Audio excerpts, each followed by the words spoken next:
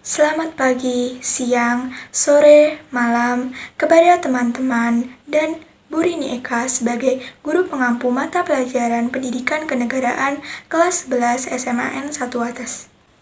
Kami dari kelompok 1 dengan anggota Perkenalkan, saya Aji Mutiara Soliah, nomor absen 1.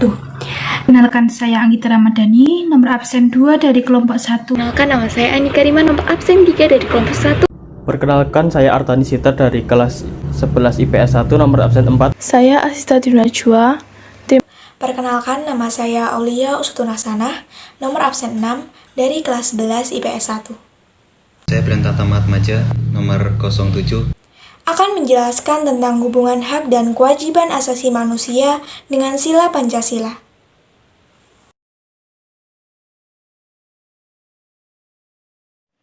Assalamualaikum warahmatullahi wabarakatuh. Perkenalkan, saya Anggita Ramadhani, nomor absen 2 dari kelompok 1, ingin menjelaskan materi tentang hubungan antara nilai Pancasila dengan pelaksanaan hak dan kewajiban warga negara di Indonesia. Indonesia ialah negara yang kaya akan keragaman kelahiran negara di Indonesia, menyenangkan sama dengan kelahiran lainnya di dunia.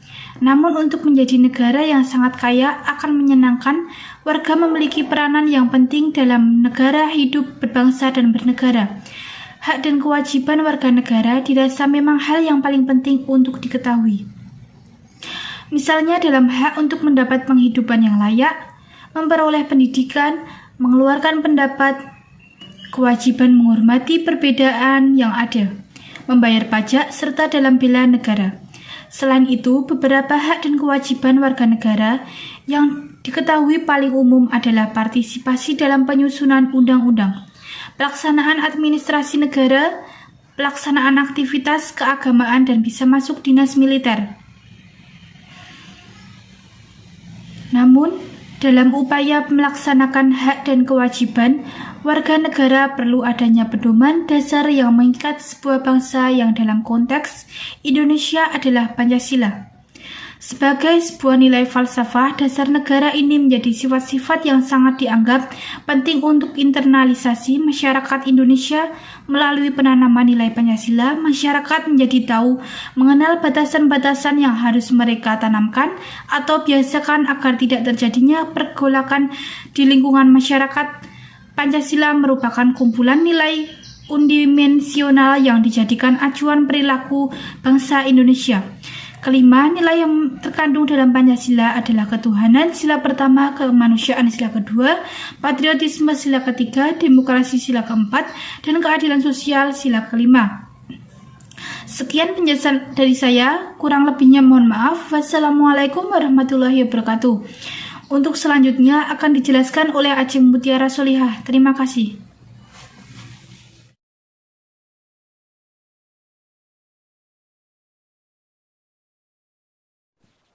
Assalamualaikum warahmatullahi wabarakatuh. Perkenalkan, saya Aji Mutiara Soliah, nomor absen 1. Sila Pancasila merupakan nilai dasar yang bersifat universal, di mana di dalamnya terkandung nilai dan tujuan yang baik. Sila pertama Pancasila berbunyi, ketuhanan yang Maha Esa.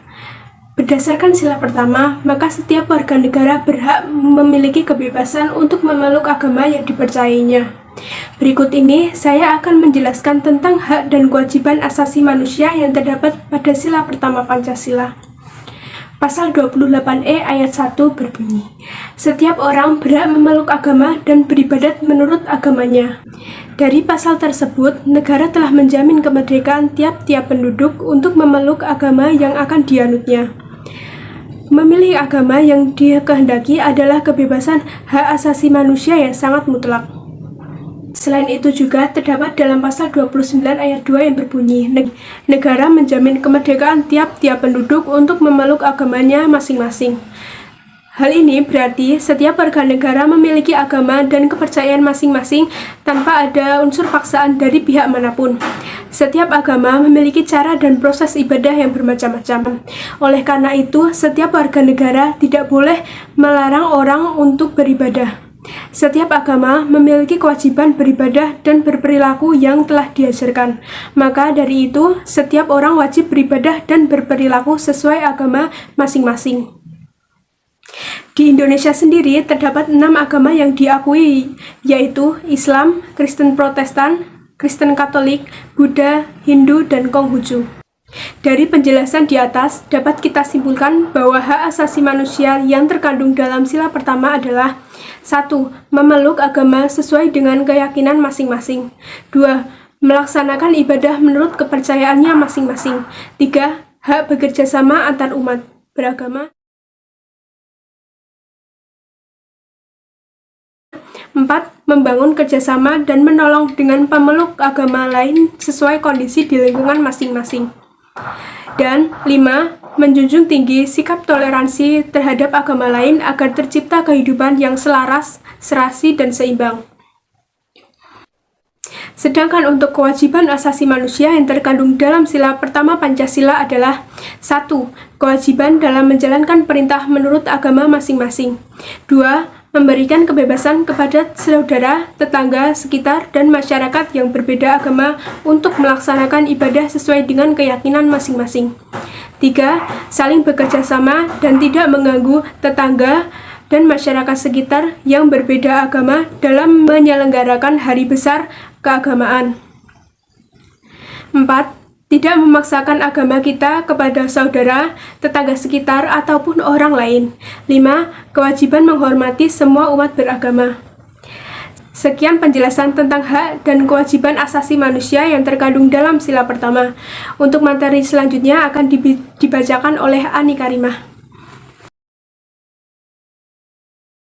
Assalamualaikum warahmatullahi wabarakatuh. Perkenalkan, nama saya Ani Karimah, nomor absen 3 dari kelompok 1, akan menjelaskan materi selanjutnya, yaitu hubungan antara hak dan kewajiban asasi manusia pada sila kedua Pancasila yang berbunyi kemanusiaan yang adil dan beradab, yang memiliki arti bahwa setiap warga negara mempunyai kedudukan hak yang sama di mata hukum. Kedudukan hak yang sama di mata hukum ini artinya yaitu setiap orang memiliki hak-hak dan kewajiban yang sama tanpa dibeda-bedakan untuk mendapatkan jaminan sosial dan perlindungan hukum sesuai dengan undang-undang yang berlaku. Sila ini menempatkan dan menjelaskan mengenai kewajiban masyarakat untuk selalu beradab, taat hukum, dan menjunjung tinggi keadilan. Sila kedua ini juga mengamanatkan adanya persamaan hak dan persamaan kewajiban antara sesama manusia sebagaimana tercantum dalam pasal 7 Deklarasi PBB yang melarang adanya diskriminasi. Beberapa contoh sikap yang termasuk dalam mengamalkan hak serta kewajiban adalah 1. Mendapatkan keadilan di mata hukum. 2. Keadilan dalam membela kebenaran.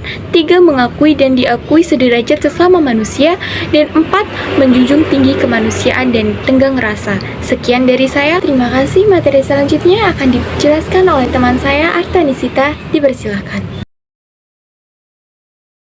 Perkenalkan, saya Artanisita dari kelas 11 IPS 1 nomor absen 4 mau melanjutkan presentasi berikut.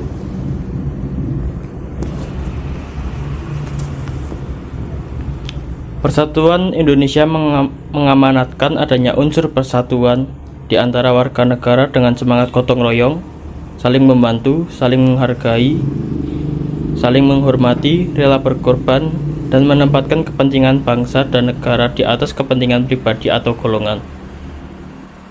Hal ini sesuai dengan prinsip hak asasi manusia bahwa kehendaknya sesama manusia bergaul satu sama lainnya dalam semangat persaudaraan. Dan selanjutnya akan dijelaskan oleh Asita.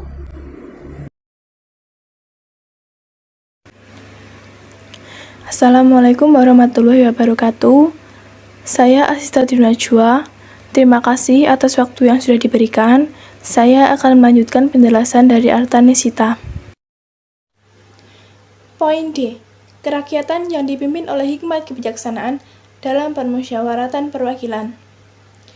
Dicerminkan dalam kehidupan pemerintahan, bernegara, dan bermasyarakat yang demokratis. Menghargai hak setiap warga negara untuk bermusyawarah mufakat yang dilakukan tanpa adanya tekanan, paksaan, ataupun intervensi yang membelenggu hak-hak partisipasi masyarakat. Musyawarah dilakukan dengan akal sehat dan hati nurani yang luhur. Adapun hak dan kewajiban dalam bermusyawarah. Contoh dari kewajibannya adalah kita harus mengutamakan kepentingan bersama daripada kepentingan pribadi. Yang kedua, Kita wajib menghargai dan menghormati keputusan yang sudah diperoleh dari musyawarah ini. Kita juga berhak bersuara atau menyuarakan pendapat-pendapat kita dengan sopan dan baik.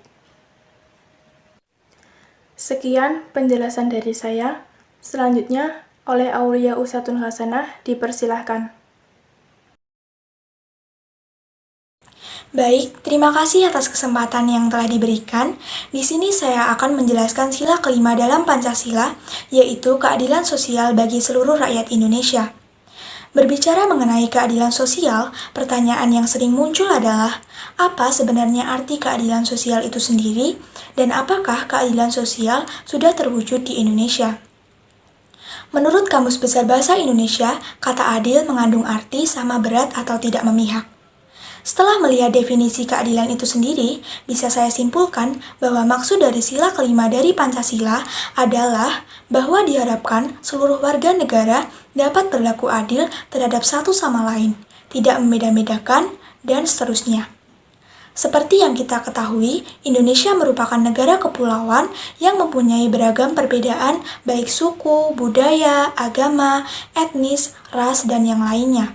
Sehingga adanya sikap saling menghormati antar sesama menjadi tujuan utama dari adanya sila kelima ini.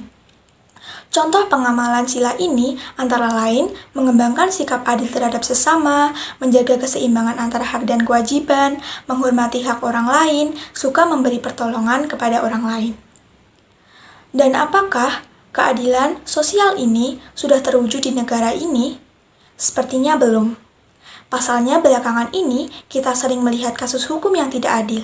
Hukum masih berpihak pada mereka yang memiliki kuasa dan uang. Karena masih didapati banyak kasus-kasus hukum yang mempermudah orang kaya atau orang yang mempunyai jabatan, tetapi mempersulit mereka yang berada di kalangan bawah, padahal mungkin saja kasus yang dilakukan oleh para pejabat atau orang kaya jauh lebih berat.